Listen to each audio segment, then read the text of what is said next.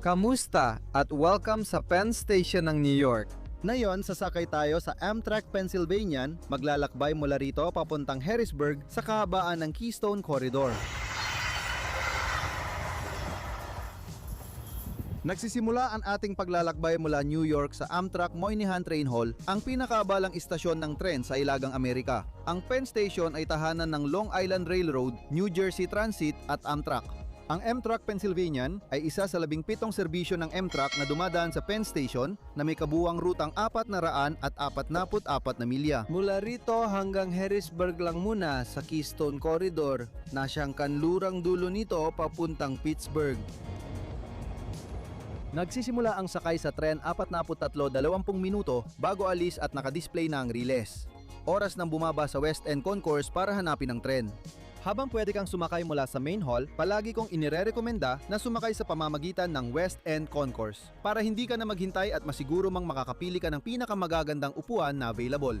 Sa platform, nakilala natin ang Pennsylvanian, isang long-distance intercity service. Ang Pennsylvanian ay may M-Fleet 2 coach cars, cafe car, at M-Fleet isa business car.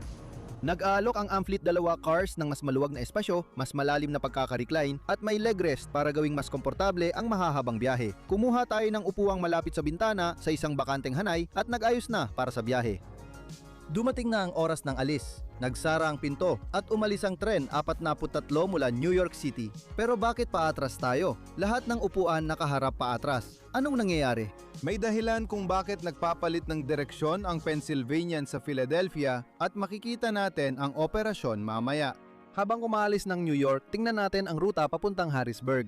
Magsisimula ang biyahe sa timog, palabas ng Big Apple at sa Northeast Corridor, dadaan ng New Jersey papuntang Pennsylvania. Sa Philadelphia, nagpapalit ang Pennsylvania ng tren mula electric sa diesel at ng direksyon bago magpatuloy sa Keystone Corridor.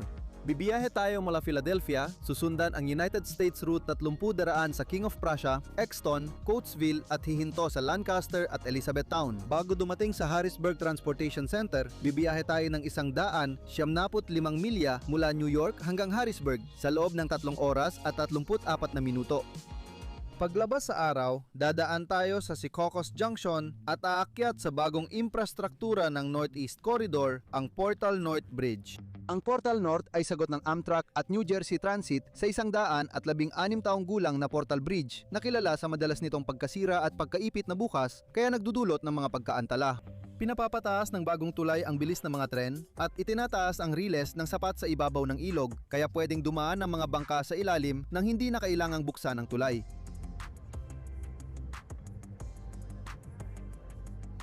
Newark, ang unang hintuan natin sa New Jersey kung saan may sumasakay munang pasahero bago magpatuloy ang tren.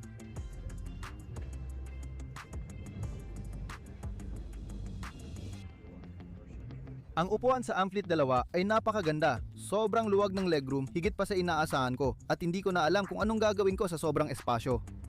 Bawat upuan ay may footrest, seat back pocket at tray table na lahat ay naka-built-in sa upuan sa harap. Ang mga saksakan ay nasa tabi ng pader at ang reading lights ay built-in sa overhead luggage compartments. Ang bawat upuan ay maaring i-recline ng 25 degrees gamit ang button sa armrest. May leg rest sa ilalim na inaangat sa tamang pwesto. Komportable ang Amfleet 2 na upuan dahil sa bagong upholstery at malawak na recline kaya bagay sa mahahabang biyahe.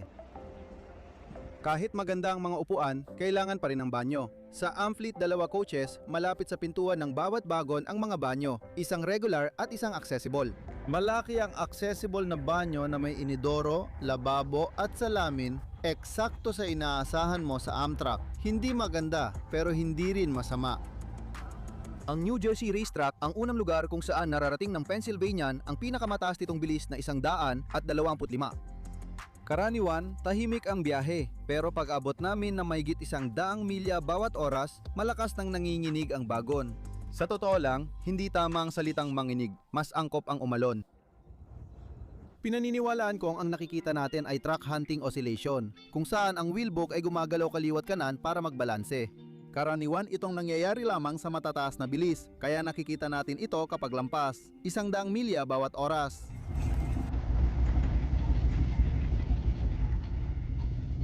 Inireport ko ito sa crew sa hintuan namin sa Philadelphia para matiyak na alam ng maintenance team na ayusin.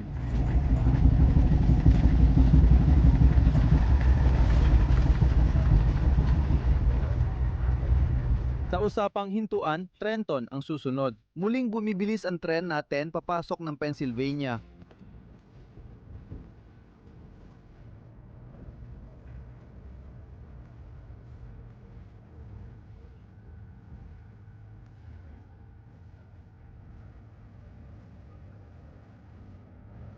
Tanaw ang skyline ng Philadelphia habang tumatawid tayo sa Schuylkill River.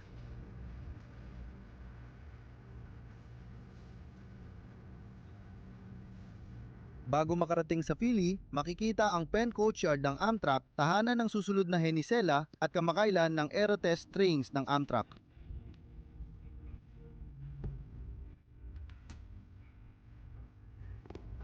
Ang Philadelphia ang una sa dalawang fresh air brakes sa Pennsylvania kung saan isinasagawa ang mahalagang pagpapalit mula electric papuntang diesel.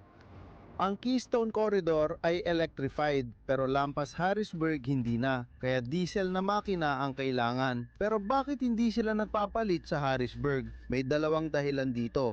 Walang pasilidad ang Harrisburg para magpalit ng makina o magsilbi sa diesel na lokomotibo.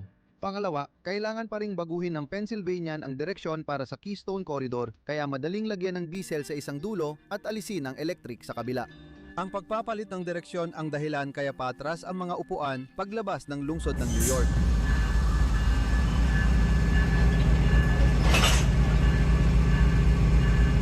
Mula New York hanggang Philadelphia, 2 oras lang, pero dagdag na 7 oras pa mula Philadelphia papuntang Pittsburgh.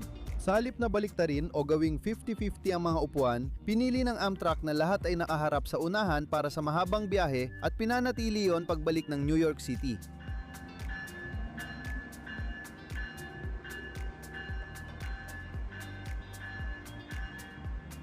Ngayon, nang diesel nang nagpapagana, oras na para muling sumakay. Papunta na tayo sa Harrisburg.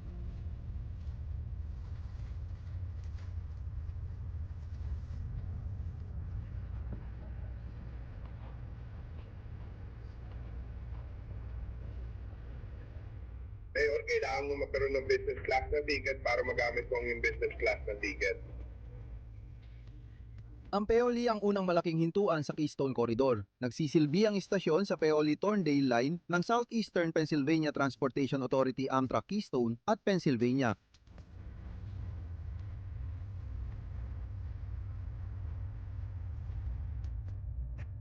Dahil nabaligtad ang direksyon at nag-iba ang posisyon ng lokomotibo, naging mahalaga ang likurang bintana para sa panonood.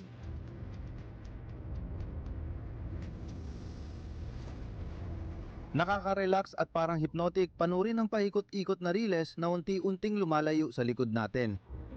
Maganda ring makita dito ang mga infrastruktura. Sa isa pang electric corridor ng Amtrak mula Philly hanggang Harrisburg, umaandar sa kuryente mula overhead ang Amtrak Keystone Trains.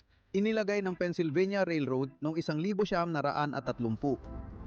In-upgrade ng Amtrak ang koridor para sa 110 mph na serbisyo sa ilang bahagi. Pero ang mga susunod na tren ay kailangang gumamit ng diesel na makina.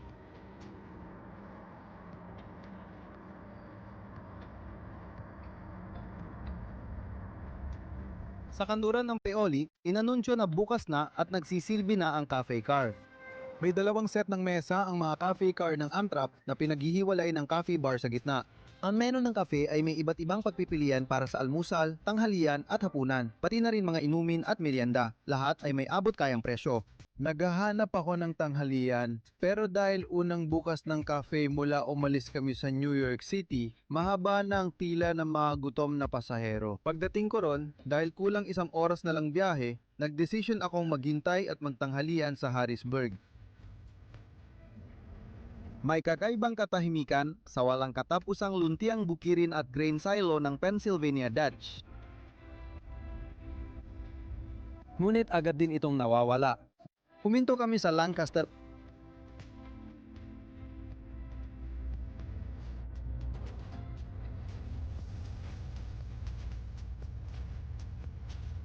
Sa wakas, nakakatakbo na kami ng higit sa 100 milya bawat oras sa Keystone Corridor, maliit lang ang bahaging pinapahintulutan sa ganitong bilis. Lahat ng yon ay kanluran ng Lancaster. Habang lumalapit kami sa pampang ng ilog Susquehanna, umaangat sa mga puno ang cooling tower ng 3 milyang isla. Bagamat 3 milyang isla ang tawag, ang planta ng kuryente ay nasa isla na 2 tuldok 2 milya lang ang haba. Ayon sa mga palatandaan, nakuha ang pangalan mula sa aerial survey noong 1963 nang may nagsabing ang isla ay parang 3 milya ang haba kaya tinawag itong 3 milyang isla.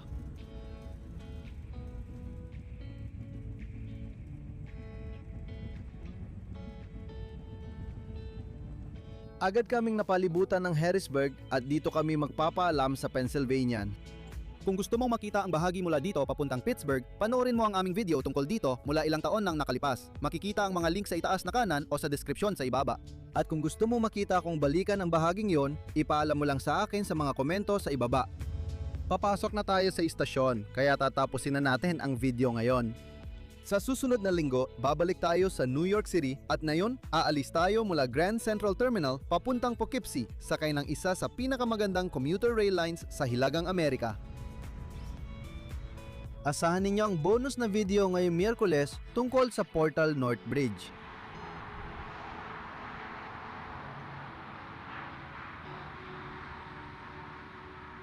Siya nga pala, kung bago ka lang dito, lubos kong ma-appreciate kung i-click mo ang subscribe button sa ibaba. Libre lang ito at malaking tulong para masuportahan ang channel. Gusto ko ring magbigay ng malaking pasasalamat at shoutout sa aking mga tapat na patron at miyembro. Kayo ay kamangha-mangha at labis kong pinahahalagahan ang inyong napakalaking kabutihang loob. Kung gusto ninyong dalawa na mapabilang ang pangalan ninyo sa video o gusto lang suportahan ang channel sa iba't ibang paraan, pumunta lang kayo sa mga link sa description sa ibaba. Pero ayun, yun lang ang meron ako para sa araw na ito. Salamat sa pagsama. Magkita tayo ulit.